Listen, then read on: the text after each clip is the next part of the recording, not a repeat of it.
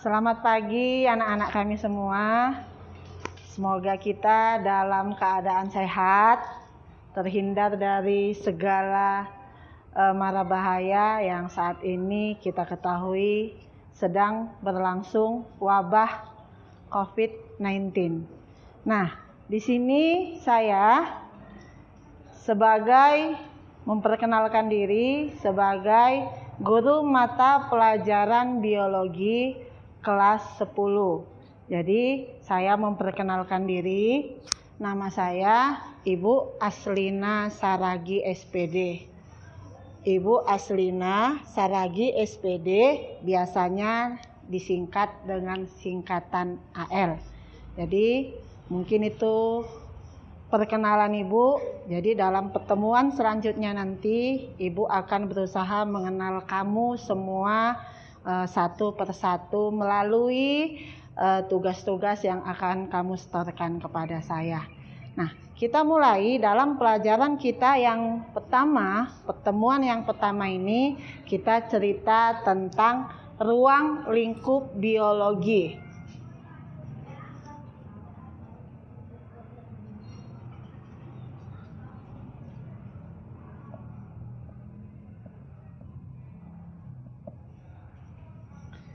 Nah, dalam ruang lingkup biologi ini kita bercerita tentang asal kata biologi. Jadi seperti kamu ketahui sebelumnya, biologi berasal dari kata bio. Berasal dari kata bio artinya makhluk hidup. Dan logos artinya ilmu, pengetahuan. Jadi biologi itu mempelajari makhluk hidup beserta seluruh kegiatan-kegiatan apa saja yang dilakukan oleh makhluk hidup. Itu tentang pengertian dari biologi. Jadi dalam mempelajari biologi ini kita mengenal karena biologi ini ilmu yang sangat luas. Untuk mempermudah mempelajarinya kita mengenal cabang-cabang ilmu biologi.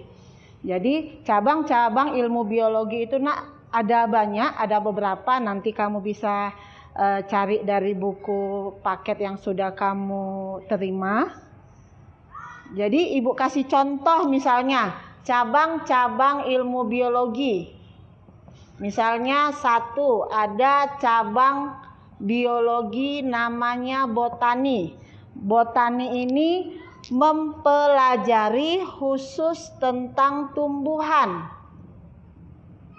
Botani khusus mempelajari tentang tumbuhan. Ada lagi contoh yang kedua, geologi. Geologi ini cabang ilmu biologi yang khusus mempelajari hewan. Ada contoh yang ketiga misalnya morfologi. Morfologi ini khusus mempelajari bentuk tubuh.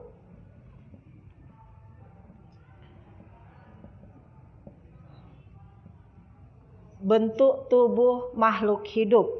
Jadi ini ada banyak, ada beberapa. Nanti Ibu akan minta kamu mencari lagi dan seterusnya sampai ada sekitar 15 cabang ilmu biologi.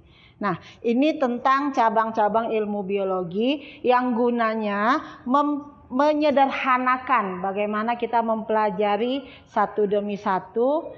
Jadi untuk menyederhanakan biologi itu dibuat menjadi beberapa cabang.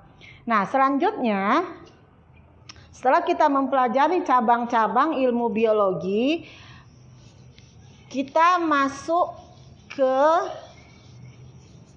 bagian tentang struktur organisasi kehidupan. Struktur organisasi kehidupan. atau organisasi kehidupan. Makhluk hidup itu, Nak, pertama, makhluk hidup disusun atas molekul. Molekul itu yang menyusun sel. Jadi gabungan atau molekul bergabung akan menyusul sel. Sel adalah unit terkecil dari penyusun tubuh makhluk hidup.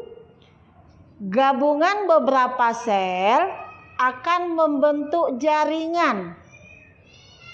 Gabungan beberapa sel akan membentuk jaringan. Misalnya dalam tubuh kita ada jaringan kulit. Jaringan kulit ini tersusun atas beberapa sel yang bentuk dan ukurannya sama, fungsinya sama. Nah, dari jaringan akan tersusun membentuk organ. Contoh pada kita manusia, ada organ mata, ada organ telinga, ada organ tangan. Nah, itu dia namanya organ. Beberapa organ bekerja sama akan membentuk namanya sistem organ. Contoh misalnya, kita di dalam tubuh kita ada contoh misalnya sistem pencernaan makanan. Sistem pencernaan makanan, sistem organ pencernaan makanan, organ penyusunnya mulut, kerongkongan, lambung, usus halus, usus besar, anus. Nah, itu misalnya itu dia sudah merupakan sistem. Jadi kalau dikatakan sistem, dia susunan dari beberapa organ yang saling bekerja sama. Nah, beberapa organ, sistem organ ini akan membentuk yang namanya organisme. Organisme ini disebut juga individu. Inilah kita. Satu organisme, satu individu. Inilah kita. Yang terdiri atas tadi beberapa sistem organ. Misalnya kita, ini organisme individu.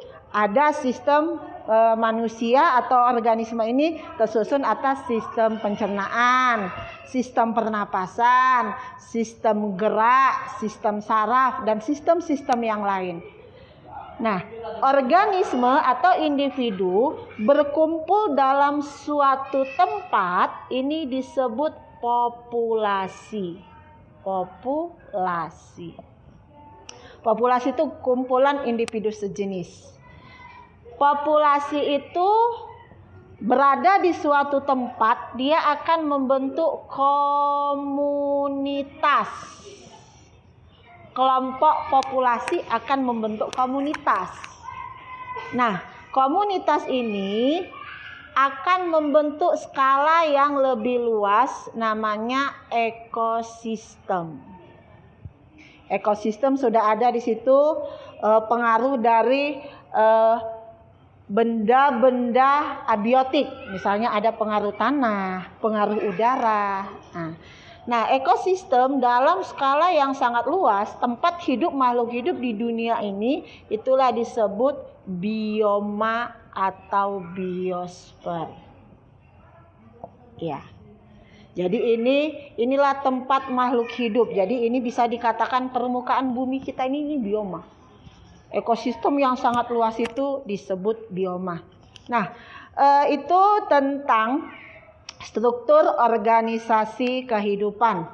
Nah, setelah itu kita akan lihat dalam mempelajari biologi ini. Dalam pelajar biologi, setelah kita lihat tadi cabang-cabang ilmunya, kita lihat nantinya ada penelitian tentang biologi atau tentang apapun dia yang berkaitan dengan makhluk hidup.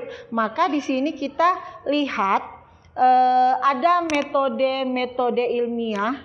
Metode ilmiah itu merupakan langkah-langkah yang sistematis. Langkah-langkah yang sistematis, artinya dia berurutan. Jadi nanti ini penjelasan dari Ibu sangat singkat. nanti saya akan minta kamu membuka buku pelajaran seperti ini yang sudah dibagikan dari sekolah. Di situ ada, kita lihat langkah-langkah metode ilmiah. Jadi untuk mempelajari suatu masalah, misalnya saat ini ada masalah yang timbul, ada pandemi virus. Nah, virus itu makhluk hidup. Maka ada langkah-langkah yang disusun oleh para ahli bagaimana cara mempelajari virus ini, bagaimana virus ini berkembang biak, nanti akhirnya bagaimana virus ini bisa dikendalikan cara perkembangbiakannya. Seperti itu dia. Jadi ada langkah-langkah, jadi para ahli bekerja dalam bidang biologi itu dengan menggunakan metode ilmiah. Metode ilmiah langkah-langkahnya pertama adalah merumuskan masalah. Oh, ada masalah. Ini masalah ini penyebabnya apa? Nah, setelah bisa dapat merumuskan masalah, baru mengajukan hipotesis. Hipotesis itu adalah dugaan sementara. Setelah ada dugaan sementara, hipotesis, baru dilakukanlah eksperimen, percobaan.